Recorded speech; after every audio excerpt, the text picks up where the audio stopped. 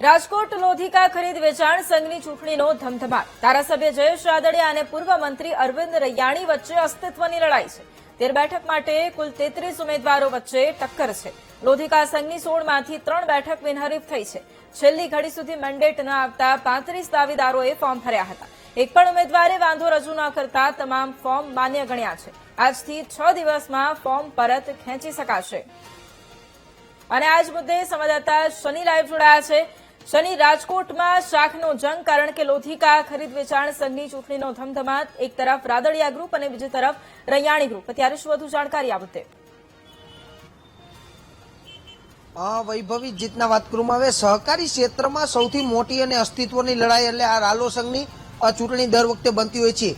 ગઈ વખતે નરેન્દ્રસિંહ જાડેજાને ચેરમેન બનાવવામાં આવ્યા અરવિંદ રૈયાણી જૂથમાંથી, અને બાદમાં અચાનક જ જીતના નરેન્દ્રસિંહ જાડેજાએ વચ્ચેથી રાજીનામું લઈ લેવામાં આવ્યું અને અરવિંદ રૈયાણી તેમના સ્થાને બેસી ગયા. ઇન્ચાર્જ તરીકે તેઓ ચેરમેન બન્યા.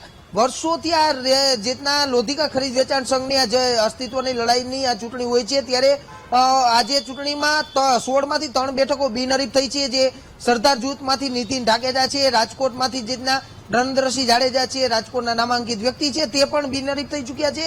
અને એક બેઠક છે તે બિનહરીફ થઈ છે. બીજી 13 બેઠકો માટેની આ ચૂંટણીની જે તૈયારીઓ છે તેનો ધમધમાટ શરૂ થઈ ચૂક્યો છે. આજથી ફોર્મ પરત ખેંચવા માટેના 6 દિવસનો સમય આપવામાં આવ્યો છે.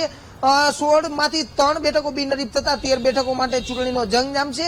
આ 13 બેઠકો માટે 35 જેટલા ઉમેદવારો છે તે મેદાને જોવા મળી રહ્યા છે. અને 35માંથી હજુ એક પણ ઉમેદવારે વાંધા અરજી રજૂ કરી નથી, એટલે ક્યાંક તમામના ફોર્મ માન્ય રાખવામાં આવ્યા છે. હવે કેટલા લોકો ફોર્મ પરત ખેંચે છે તે જોવાનું રહેશે.